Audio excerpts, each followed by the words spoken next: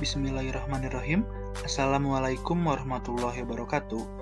Perkenalkan, nama saya Kurnia Sandi dengan NIM 2009243 dari Pendidikan Teknik Bangunan kelas A. Pada video ini saya akan menjelaskan mengenai supervisi pendidikan. Oleh karena itu, kita langsung saja ke materinya. Pengertian supervisi pendidikan. Supervisi berasal dari dua kata bahasa Inggris, yaitu super yang berarti di atas dan vision yang berarti melihat. Masih serumpun dengan inspeksi, pemeriksaan, pengawasan, dan pendidikan. Definisi supervisi adalah aktivitas dan kegiatan pembinaan yang dilakukan oleh seorang profesional untuk membantu guru dan tenaga pendidikan lainnya dalam memperbaiki bahan, metode, dan evaluasi pengajaran dengan melakukan stimulasi, koordinasi, dan bimbingan secara kontinu agar guru menjadi lebih profesional dalam meningkatkan pencapaian tujuan sekolah. Supervisi pendidikan adalah pembinaan yang berupa bimbingan atau tuntutan ke arah perbaikan situasi pendidikan pada umumnya dan meningkatkan mutu pelajaran atau mengajar pada khususnya. Selanjutnya ada pengertian supervisi pendidikan menurut para ahli. Yang pertama, menurut Wallace pada tahun 1955, supervisi pendidikan merupakan bantuan dalam pengembangan situasi belajar mengajar. Yang kedua, menurut P. Adams dan G. Diskey, supervisi pendidikan adalah program yang berencana untuk memperbaiki pengajaran. Dan yang ketiga, menurut Ibrahim pada tahun 2004, supervisi pendidikan adalah layanan profesional yang berbentuk pemberian kepada personil sekolah dalam meningkatkan kemampuannya agar lebih mampu melaksanakan perubahan penyelenggaraan sekolah dalam rangka meningkatkan pencapaian tujuan sekolah. Selanjutnya ada definisi. Pada hakikatnya, supervisi pendidikan dapat diartikan sebagai bimbingan profesional bagi guru-guru. Bimbingan profesional yang dimaksud adalah segala usaha yang diberikan kesempatan bagi guru-guru untuk berkembang sehingga mereka lebih maju lagi dalam melaksanakan tugas pokoknya, yaitu memperbaiki dan meningkatkan proses belajar seperti untuk peserta didik. Fungsi supervisi pendidikan: menetapkan masalah yang benar-benar mendesak untuk ditanggulangi, menyelenggarakan inspeksi, yaitu sebelum memberikan pelayanan kepada guru, supervisor lebih dulu perlu mengadakan inspeksi sebagai usaha mensurvei seluruh sistem yang ada, memberikan solusi terhadap hasil inspeksi yang telah disurvei, pemberian nilai, latihan, dan pembinaan atau pengembangan. Selanjutnya ada peran supervisi pendidikan. Yang pertama, sebagai koordinator. Sebagai koordinator, ia dapat mengkoordinasi program belajar mengajar, tugas-tugas anggota staf, dan berbagai kegiatan berbeda di antara guru-guru. Yang kedua ada konsultan. Sebagai konsultan, ia dapat membantu memberi bantuan, yaitu kerjasama mengkonsultasikan masalah yang dialami guru baik secara individual maupun kelompok. Yang ketiga ada pemimpin kelompok.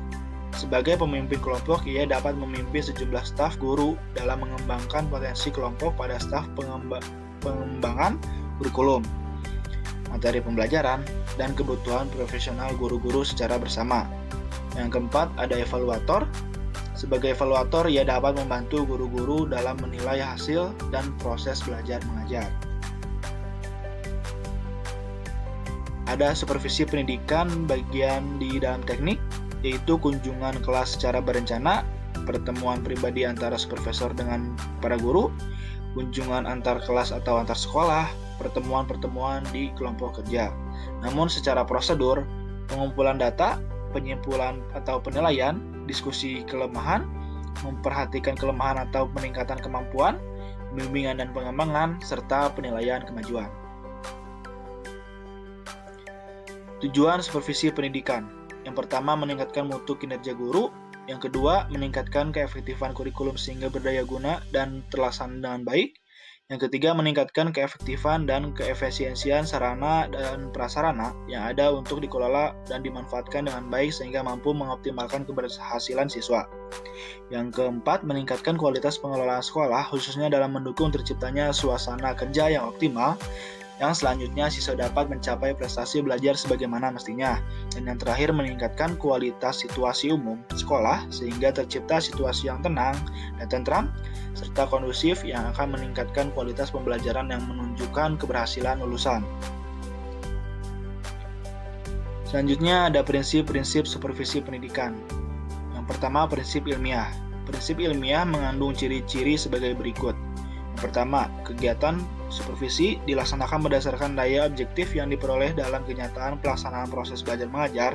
Yang kedua, untuk memperoleh data perlu ditetapkan alat perekam data seperti angket, observasi, percakapan pribadi, dan seterusnya.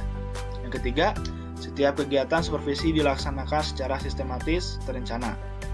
Yang kedua, prinsip demokratis. Servis dan bantuan yang diberikan kepada guru-guru berdasarkan hubungan kemanusiaan yang akrab dan kehangatan sehingga guru-guru merasa aman untuk mengembangkan tugasnya. Demokratis mengandung makna menjunjung tinggi harga diri dan martabat guru bukan berdasarkan atasan ataupun bawahan. Prinsip yang ketiga yaitu prinsip kerjasama. Mengembangkan usaha bersama atau menurut istilah supervisi sharing of idea, sharing of experience. Memberi support, mendorong, menstimulasi guru sehingga mereka merasa tumbuh bersama. Dan prinsip yang keempat yaitu prinsip konstruktif dan kreatif. Setiap guru akan merasa termotivasi dalam mengembangkan potensi kreatif kalau supervisi mampu menciptakan suasana kerja yang menyenangkan, bukan melalui cara menakutkan. Menurut Pete Sahertian pada tahun 2008. Selanjutnya ada jenis-jenis supervisi pendidikan. Yang pertama, supervisi dinamik, yaitu supervisi yang diarahkan untuk mengubah secara lebih intensif praktek pembelajaran tertentu. Tekanan dalam perubahan ini diletakkan kepada diskontinuitas, gangguan terhadap praktek yang ada sekarang untuk diganti dengan yang baru. Program yang demikian merupakan program baru yang mempengaruhi perilaku murid, guru, dan semua personil sekolah. Yang selanjutnya ada supervisi praktis. Supervisi yang hanya berusaha melakukan perubahan kecil karena menjaga kontinuitas. Contohnya ada kegiatan seperti pertemuan rutin dengan guru-guru untuk membicarakan kesulitan-kesulitan kecil, memberikan arahan prosedur standar operasional atau PSO dalam suatu kegiatan. Baik, kita telah sampai ke kesimpulan. Supervisi pendidikan adalah usaha supervisor untuk membantu guru meningkatkan kemampuan dan etos kerja profesionalnya sehingga lebih mampu mengatasi berbagai masalah pembelajaran yang muncul serta memperbaiki pembelajaran. Fungsi dari supervisi adalah memajukan dan mengembangkan pengajaran sehingga proses belajar mengajar yang dilakukan oleh seorang guru berlangsung dengan baik dan efektif. Baik, sekian dari saya. Mohon maaf bila ada kekurangan. Semoga apa yang saya sampaikan dapat bermanfaat bagi orang banyak.